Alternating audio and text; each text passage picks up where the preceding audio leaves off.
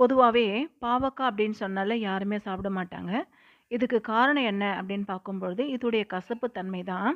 ஆனா, கொஞ்சம் கூட கசப்பே தெரியாத பாவக்காய் சாதம் எப்படி செய்றது அப்படிங்கிறது தான் இன்னைக்கு நம்ம பார்க்க போறோம். நான் வந்து 2 பேருக்கு தேவையான அளவுக்கு லஞ்ச் பாக்ஸ் ரெசிபியா இந்த பாவக்காய் சாதம் செஞ்சிருக்கேன்.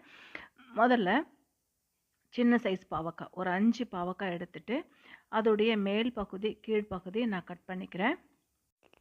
இது போல கட் பண்ணி எடுத்துக்கணும்.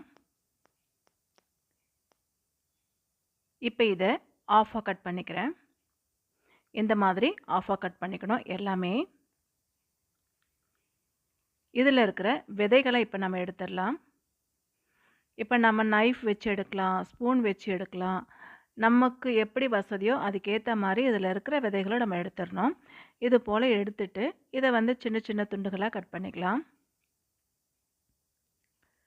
இந்த மாதிரி கட் பண்ணி எடுத்துக்கணும். இது வந்து வேகறதும் ரொம்ப ஈஸி. சீக்கிரமா செஞ்சிடலாம். இதுக்குன்னு தனியா வேக வைக்கணும்னு அவசியம் கிடையாது. வதக்கும் போதே வதங்கிரும்.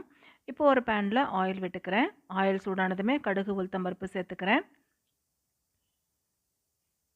2 வெங்காயம் நான் பொடிசா கட் பண்ணி வச்சிருக்கேன். இது வந்து சின்ன சைஸ் வெங்காயம். 2 வெங்காயம் நான் சேர்த்துக்கிறேன். கறிவேப்பிலை கொஞ்சம் சேர்த்துக்கிறேன். வெங்காயத்த நல்லா வதக்கிக்கலாம். வெங்காயம் சீக்கிரமா வதங்கணும் அப்படின்றதுக்காக சால்ட்டும், மஞ்சள் தூளும் சேர்த்துக்கிறேன். சால்ட் ஒரு 1/2 டீஸ்பூன் அளவுக்கு சேர்த்துக்கிறேன். மஞ்சள் தூள் இதில் சேர்த்துட்டு நல்லா மிக்ஸ் பண்ணிக்கலாம். அப்போ தான் வந்து வெங்காயம், தக்காளி சீக்கிரமாக வதங்கிடும்.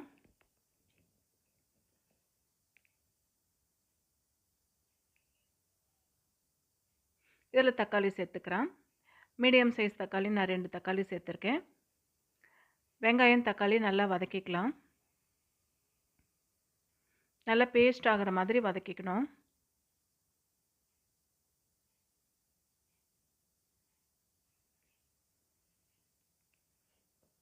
இப்போ இதில் ரெட் சில்லி பவுட்ரு 1 டீஸ்பூன் அளவுக்கு நான் சேர்த்துக்கிறேன். இது காஷ்மீரி ரெட் சில்லி. நல்ல கலராக இருக்கும், காரம் கம்மியாக இருக்கும். கொஞ்சம் காரம் அதிகமாக இருந்தால் கூட ஒன்றும் தப்பு இல்லை. ஏன்னா பாவக்காய் சாதம் கொஞ்சம் கசப்பு தன்மை இருக்கும் இல்லையா? அதனால் கொஞ்சம் காரம் ஜாஸ்தியாக இருந்தாலும் நல்லா தான் இருக்கும். ஒரு 1/2 டீஸ்பூன் அளவுக்கு சீரகம் தூள் சேர்த்துக்கிறேன். கொஞ்சம் ஆயில் இதில் சேர்த்துக்கிறேன். ஏன்னா சாதம் வந்து கலக்கிறதுனால கொஞ்சம் ஆயிலாக இருக்கும் தான் நல்லாயிருக்கும். நல்லா மிக்ஸ் ஆகிடுச்சு. இப்போ இதில் நம்ம கட் பண்ணி வச்சுருந்தோம் இல்லையா பாவக்காய், அதை சேர்த்துக்கலாம். இந்த பாவக்காவை தனியாக நம்ம வேக வைக்கணும்னு அவசியம் கிடையாது. பொடிசாக கட் பண்ணதுனால இந்த வெங்காயம், தக்காளி வதக்கும்பொழுது அதோடு சேர்ந்து பாவக்காயும் நல்லா வதங்கிடும்.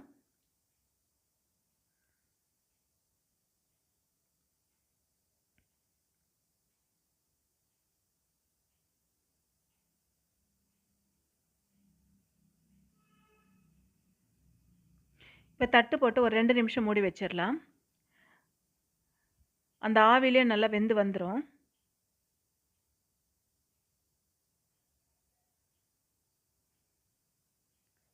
இப்போ எடுத்துட்டு நல்லா மிக்ஸ் பண்ணிக்கலாம்.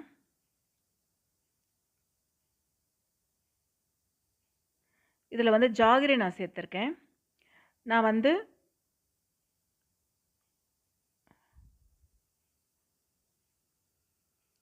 கொஞ்சம் ரெட் சில்லி சேர்த்துக்கிறேன். இது நல்லா மிக்ஸ் பண்ணிக்கிறேன். இது வந்து நாட்டு சர்க்கரை. வெல்லம் இருந்தால் எடுத்துக்கலாம். நான் நாட்டு சர்க்கரை சேர்த்துருக்கேன் ஒரு 2 டீஸ்பூன் அளவுக்கு. கொஞ்சம் நெய் சேர்த்துருக்கேன். நெய் சேர்த்தா நல்லா வாசனையாக இருக்கும். கொஞ்சம் காரம் கம்மியாகவும் தெரியும். இப்போ நல்லா வதங்கிருச்சு. இந்த ஸ்டேஜில் நம்ம வந்து வடித்து ஆற வச்சிருந்த சாதம் இதில் வந்து ஊற்றிக்கலாம். 2 பேருக்கு தேவையான அளவு நான் சாதம் எடுத்திருக்கேன். நல்லா மிக்ஸ் பண்ணிவிட்டு கலந்துட வேண்டியது தான்.